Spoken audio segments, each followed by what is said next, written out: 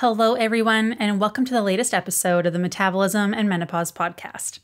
My name is Stephanie, and I am your host and CEO of VitalityOET. We are a women's nutrition, health, and fitness company that focuses predominantly on women's hormones, particularly as they start going through perimenopause and onwards. We know that you start experiencing so many changes in this time of your life, whether it be hot flashes, night sweats, irritability, brain fog, or that weight gain around the middle that seems to have come out of absolutely nowhere despite you not changing anything. So you go back to those tried and true methods of cutting calories, cutting carbs, doing a bunch of cardio, yet nothing seems to be working. In fact, you're putting in all this effort and it feels like you're actually moving in the opposite direction. But we know now that your body is inherently different now that you've experienced these hormonal changes.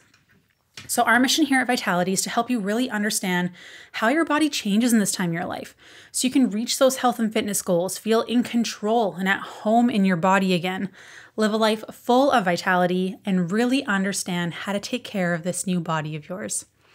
So today I want to talk about magnesium. Magnesium is something that we recommend so many women take. It's affordable. There's a lot of different kinds, so I'll dive into that. But it is amazing. It is such a great thing for you, and it's really important, and I don't think it's talked about enough. And the purpose of this podcast is to really just create some awareness around some of the symptoms that you might be having and how they could possibly be related to magnesium. Because it'd be super awesome if you're experiencing some things and you supplement with something as affordable and simple as magnesium to help alleviate some of those symptoms. So Coach Hannah and I did a very intensive deep dive into magnesium on a live training we did in our Facebook community. So today I'm just going to go over some of the really big things that we covered to give you like a nice, big, well-rounded understanding as to what magnesium really does for you and why it's so beneficial in menopause. But I also do want to preface that if you're not doing the lifestyle changes and making sure you're eating enough food and having enough carbohydrates and doing the right type of exercise and focusing on recovery, magnesium will only take you so far. It's not this magic thing that's going to, change everything for you, but it definitely helps a lot. So today what I'm going to cover is what magnesium actually is, the risks of when your magnesium is too low, how the magnesium will affect your thyroid, your cortisol levels, your hormone production, how it implicates with the menstrual cycle, and then all the different types of magnesium as well, because if you go to the grocery store or wherever you get your supplements from, there's over 11 different kinds of magnesium, and all of them have different kind of purposes. So I'm going to talk about the main ones that are best during menopause based on specific symptoms that you might be experiencing so you understand what you need. So let's hop in first and foremost with some background information on magnesium and what it is. First of all, it's considered a macro mineral. It is the first major mineral that actually gets used up in our body, so order of priorities. It's an intracellular mineral, which means that we only have 1% of our body's entire magnesium supply in our blood. So it's going to be in other areas of your body, like your liver, your muscles, your bone, things like that. So it's hard to test levels because only 1% is in your bloodstream. So there really isn't a great way to test it. So it is also responsible for over 300 biochemical reactions and functions in our body, which is insane. So you can see how it's very important. It plays a role in protein synthesis, muscle and nerve function, energy production, blood glucose control, which gets worse during perimenopause, so helping with blood sugar control, blood pressure regulation, synthesizing DNA and RNA, creating the structure of our bones, transportation of calcium and potassium across our cell membranes, which is crucial for impulse conduction, so like muscle contraction and normal heart rhythm, for example. And those are just a few things. There are so many things that magnesium is helpful for. So I think you understand, okay, magnesium important, need to make sure I'm getting that in my diet for sure. So what happens when our magnesium levels are too low? Well, we have an increased risk of developing thyroid conditions, which already happens during perimenopause and menopause. We're at an increased risk of adrenal stress and cortisol and the negative side effects that come when that's imbalanced, like low hormone production and poor blood sugar control, poor thyroid function, liver function, gut health. So That's a really big one. Helps with menstrual cycle support. So if you're someone who deals with PMS, again, hormonal imbalances, gut health issues, we'll see that you'll start struggling with your sleep and recovery as well. It increases your risk of diabetes if you don't have enough magnesium, and a whole lot more. But those are kind of like the big ones that I'm going to touch on today, because there's a big association with those with menopause as well. So I want to be able to kind of link that up for you. So we're going to kick it off with the thyroid first. The thyroid is so important. So the thyroid's role is to control your metabolism. So how many calories your body burns at rest. And it doesn't have to do with how much exercise you do and stuff like that. It's internally how good your body is at burning calories. If thyroid function is low, your body's not going to be very good at burning calories, which is obviously going to make weight loss a lot more challenging. We know that when thyroid function slows down, we're also very low energy. We are less motivated. It's hard to recover from workouts. So there's a lot of things that are symptoms of hypothyroidism that are actually very similar to menopause. I'm going to do a whole podcast on that again. I did one way at the beginning of the podcast last year. It was like episode 3 or something like that. So I'm going to remake it and add some new stuff in there for you as well. But it's important to note that as we go through perimenopause and menopause, our risk of getting hypothyroidism is much higher. Women have an 80% more likely chance of developing hypothyroidism than men. And this just has to do with genetics and our alleles and where things cross on our chromosomes. Just because we're female, just where the way things cross, it just kind of sucks that way. So our risk for developing hypothyroidism increases during perimenopause and menopause. So where does magnesium fit into this? Well, magnesium is needed in order to convert T4 to T3. And you're probably like, what does that mean? So our body will send the messenger TSH to our thyroid and say, hey, you need to produce some thyroid hormone, which is T4. Our body will produce thyroid hormone, T4, but we can't use that form. So our body needs to convert it from T4 to T3, and that's what we can use. So you can have normal TSH levels and have hypothyroidism because you don't have enough T4 or enough T3. So we can see that our body is maybe producing enough T4, but we can't convert it to T3, which is the way that we, like how we can use it. And you need magnesium for that process. So it's really important to make sure that you're getting enough magnesium to help with that so that we're not seeing symptoms of hypothyroidism, because low magnesium is associated with hypothyroidism, Hashimoto's, increased thyroid antibodies, which is not good. Okay, we're also going to see that when we're in times of stress, which is what I'm going to touch on next, our body cannot do the job to send the signal properly to our thyroid to produce enough thyroid hormone. So if we are stressed out from under eating, over exercising, skipping meals, cutting out carbs, being go, all these things, we're going to see our thyroid function starts to decrease already. And then if you're not having magnesium, that's going to make it even worse, because if our body's already not producing enough T4, we really need to make sure we're converting as much as we can to T3, because otherwise we can't use it. So if you have low magnesium and you're in a stress state and you're doing the low carbs and all those things, we're going to see that your thyroid function really takes a hit, which can then make it a lot harder to lose weight because your body's not good at burning calories. And you get to a point where you have hypothyroidism and Hashimoto's, and it makes weight loss more challenging.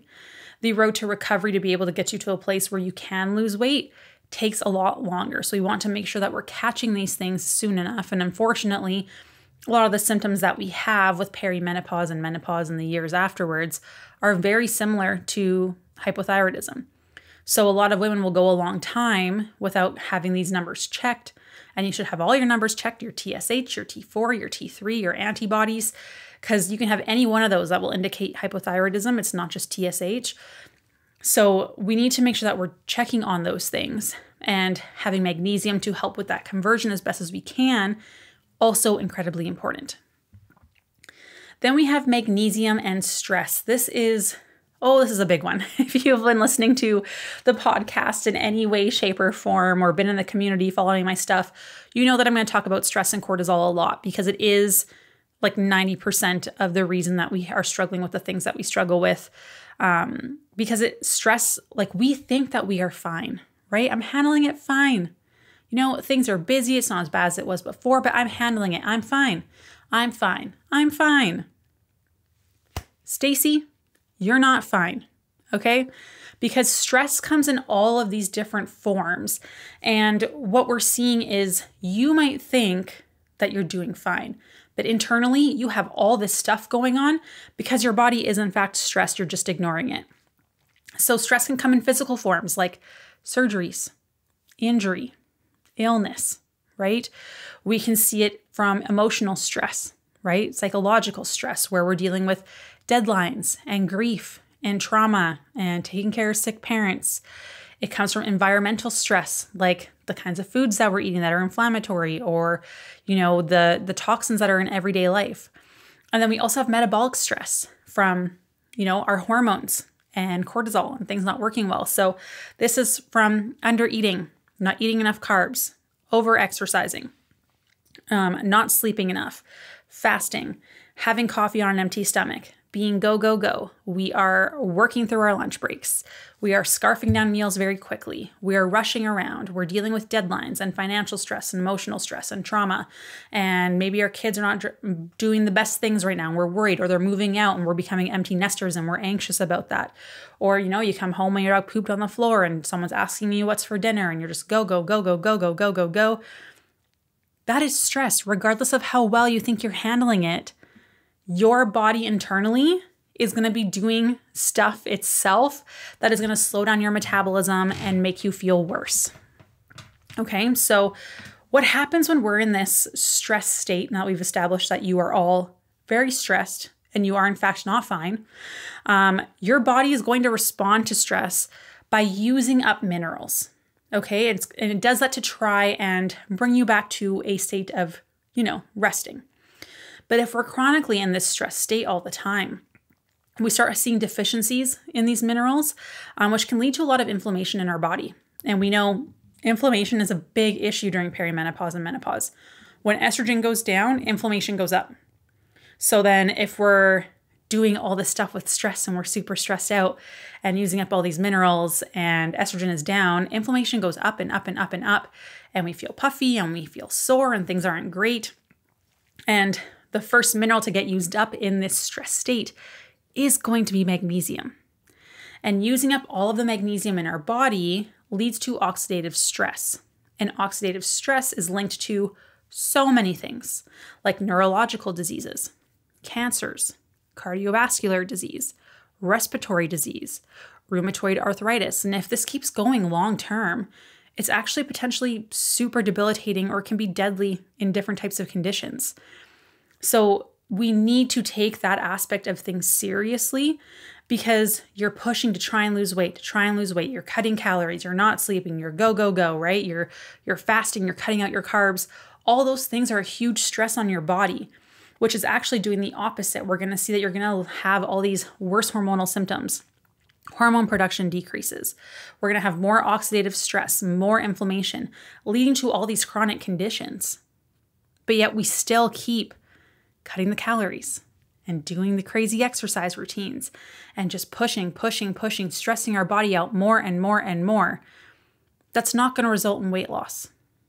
That's not going to result in less inflammation. It's setting you up for failure in the long term. We need to address the root causes and understand these things and how it works in our body. Okay? It's important to note, for example, for all the people out there who are pregnant or have kids that are pregnant, pregnancy has the highest magnesium burn rate. We talked about when you're stressed, you deplete yourself of magnesium very quickly, but magnesium also helps bring cortisol down. So you have this cycle, right? Pregnancy has the highest magnesium burn rate because it is so stressful on your body. It is so much work growing a tiny human being. It's a beautiful process, but it's a stress on our body.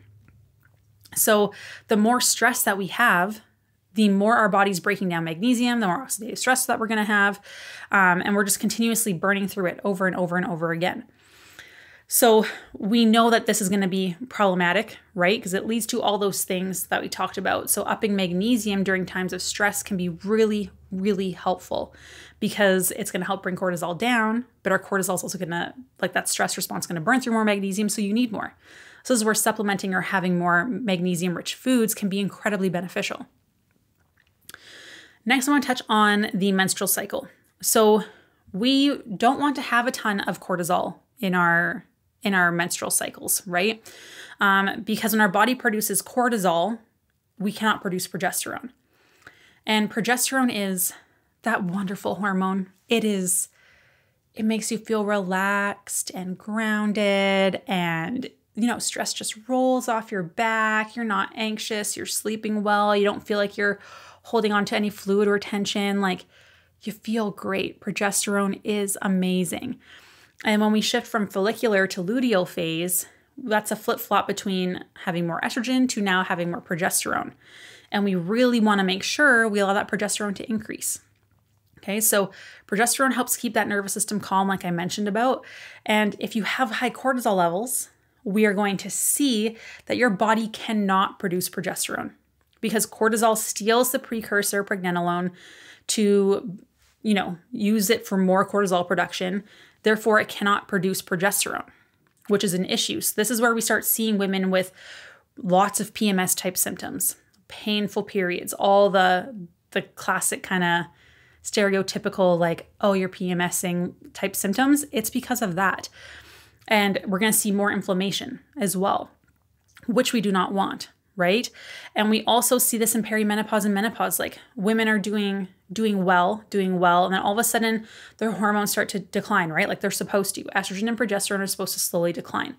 However, when we're in this high stress state and estrogen starts to go down, we can't buffer stress as well as we used to. So before, when we had estrogen, we could have a 9 out of 10 before we saw cortisol come up and start depleting our magnesium and depleting our progesterone and our other sex hormones and ruining our blood sugar and slowing down our thyroid function and our metabolism and breaking down muscle mass and affecting our liver and affecting our gut health. We wouldn't see that. We could handle it. It would take a 9 out of 10. It would take a lot of stress for us to start experiencing those things.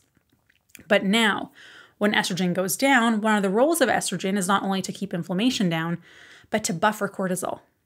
So now as estrogen decreases, now it only takes a 5 out of 10 before we start seeing all these negative side effects of the weight gain and the blood sugar and the hormonal symptoms and the bloating and the liver stuff and our low metabolism from our thyroid slowing down and losing muscle mass. It doesn't take as much. So you feel like you've changed nothing. And all of a sudden you're seeing all this weight gain and having all these symptoms, but things have changed. They've changed internally. We can't handle what we used to do.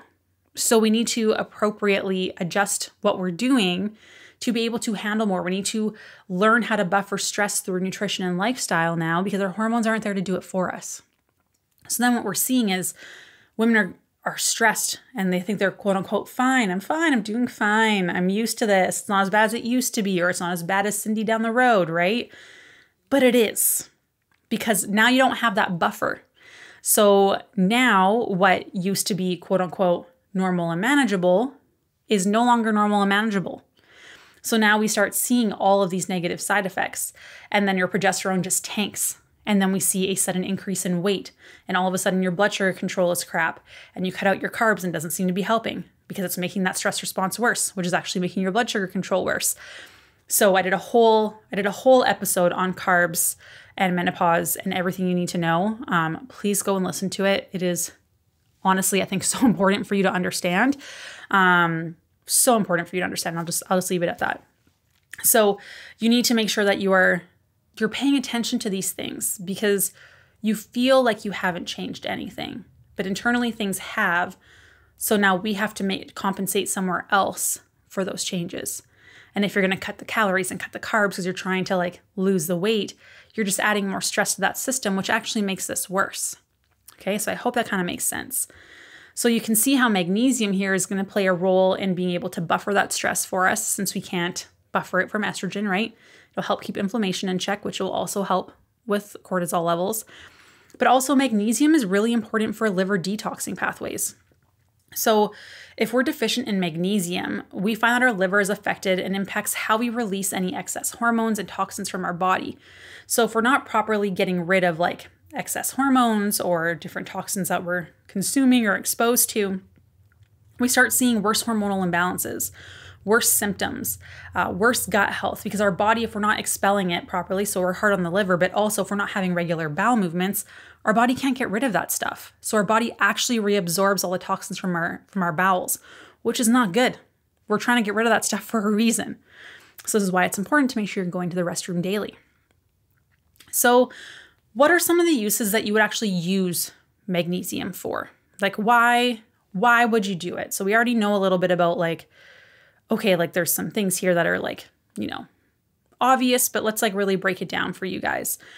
So one is it reduces inflammation, okay?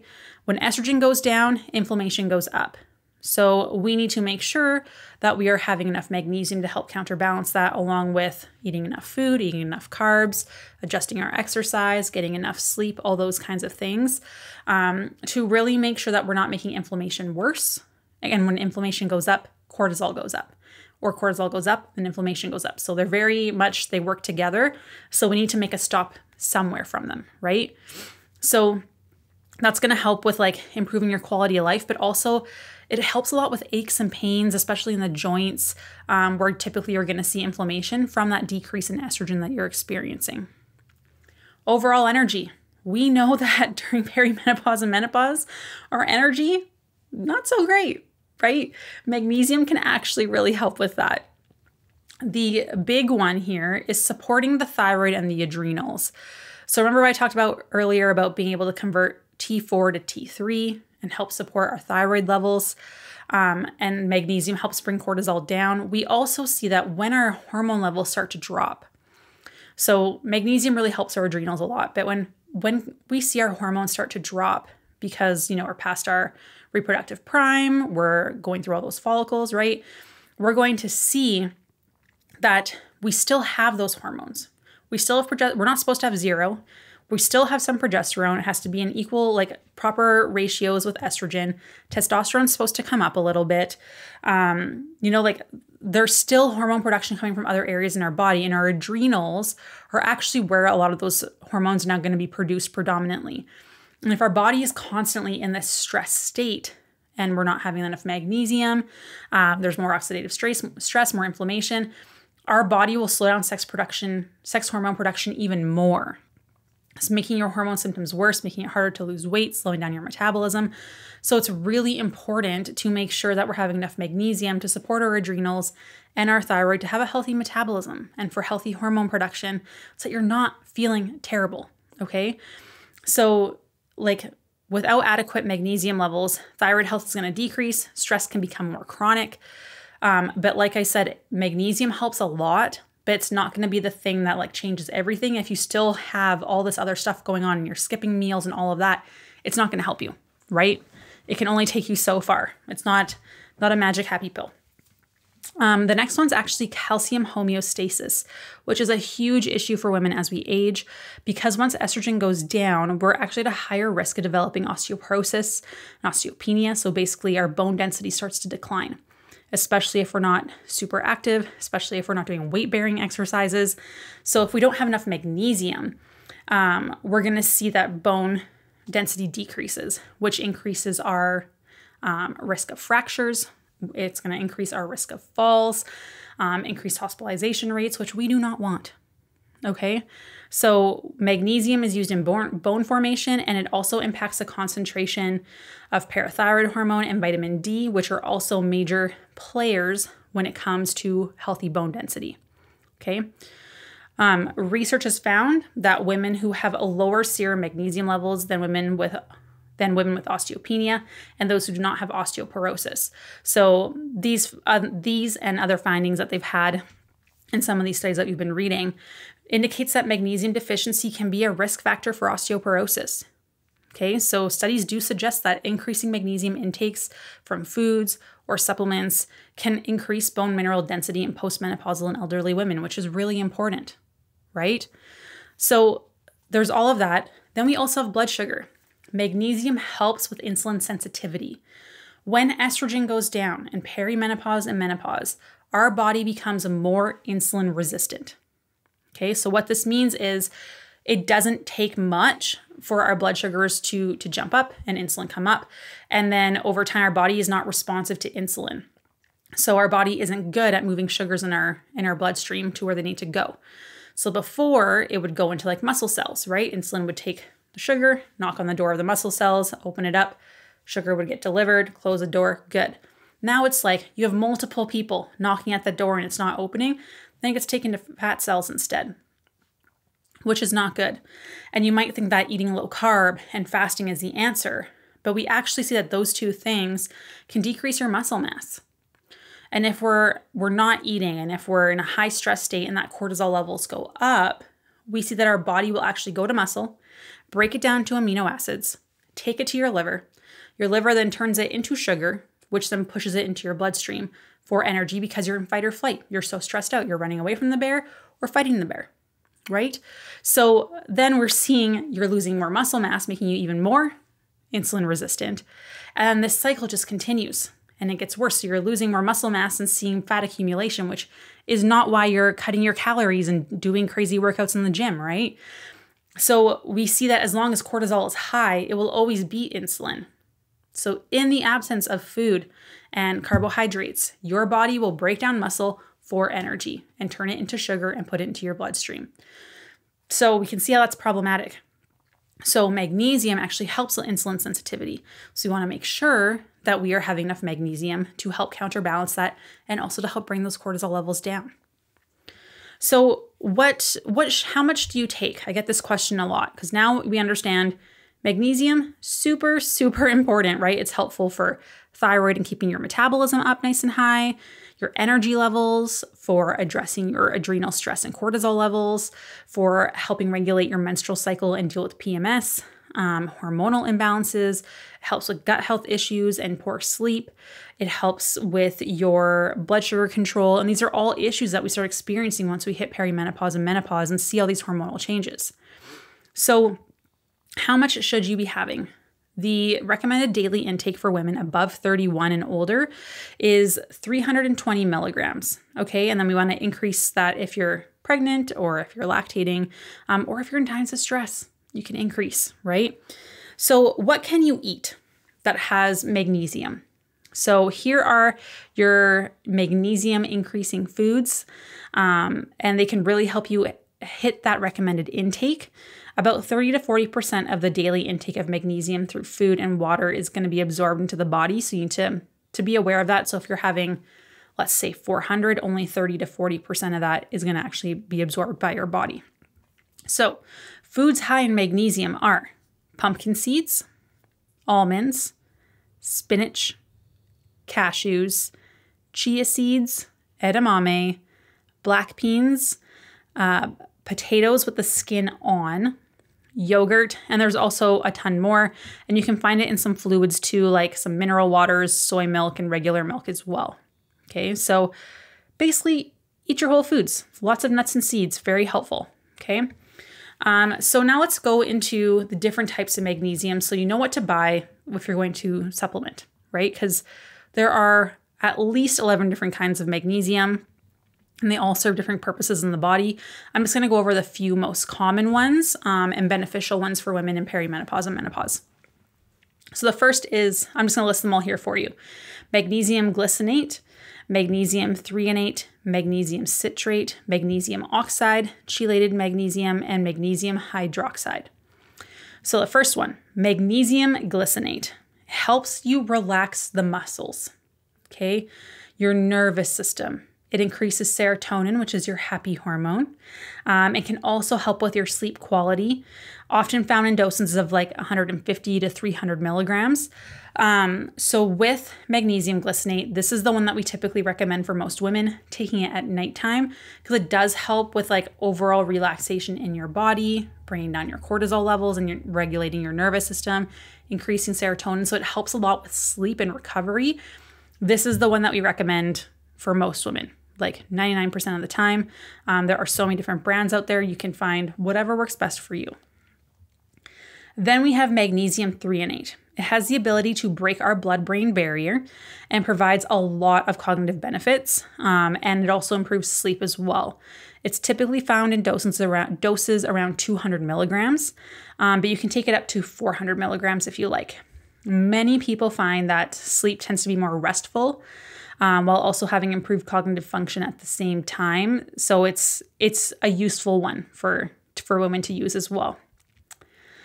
Then we have magnesium citrate, or as Coach Hannah likes to say, is magnesium shit-trate. Yes, I just swore and I'm sorry, but that will help you remember that it makes you poop. So it can be found in lots of like magnesium supplements because they'll usually put a few different kinds in there. But it can really help with your bowel movements. But be careful because it can lead to the runs if you are taking it in large amounts. So always start out small if that's the kind that you're going to be using.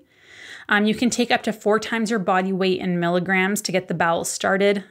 This magnesium is more for your intestinal benefits than hormone benefits because it really targets the smooth muscle in our gut.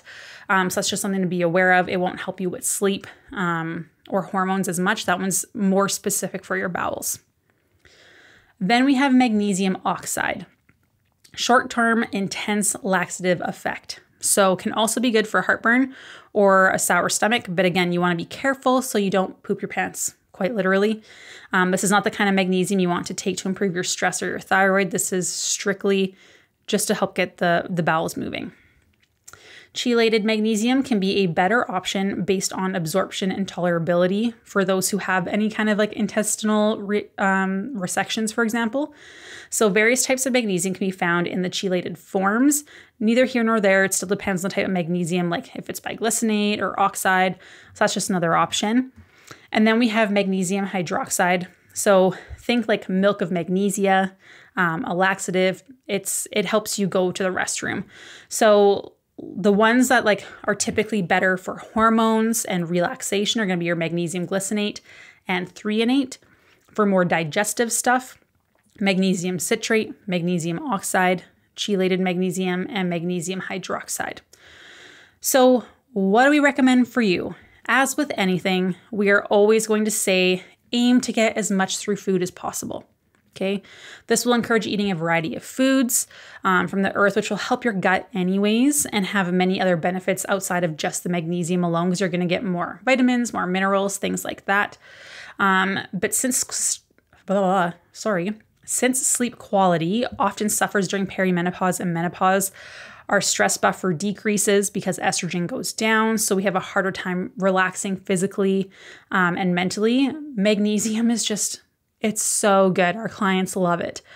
So, of course, magnesium glycinate or magnesium threonate an hour before bed are great options to help improve your sleep quality, your restfulness, your energy, and so many more things like your hormone health, right? Some people notice greater benefits with falling asleep when taking magnesium earlier in the night as opposed to just before sleep. And this has to do with how fast or slow your metabolism is and how well your body is absorbing it. So that's just something to be aware of. You might have to play around with timing a little bit to see what works best for you. But it's likely easier to absorb if you're taking it in a form that's mixed in water instead of a capsule, just based on like skipping the need to break it down through the capsule. So you can typically have like a powdered form in water mixed. Those ones you can have closer to bedtime compared to if you're taking like a tablet, for example. So I hope that was all really helpful. Again, like I said, magnesium is so good for you. Try and get it from whole foods if you can, supplement if you need to. But again, magnesium, there are so many risks from having low magnesium levels, and it's stuff that we're already at risk for during perimenopause and menopause, or that we're already experiencing when those estrogen levels decline and our cortisol levels go up. So the thyroid, the hormone production, the gut health imbalances, our blood sugar control, our poor sleep. Like, if taking some magnesium before bed is going to help you with those, please take it. Like, it's very affordable. I highly recommend. So please share this with anyone who's struggling with those items. And like I said, I do have another podcast on carbohydrates that I highly recommend that you listen to really help you understand more about cortisol and blood sugar control as well, and how they play together in perimenopause and menopause, because that's something that a lot of people make that mistake.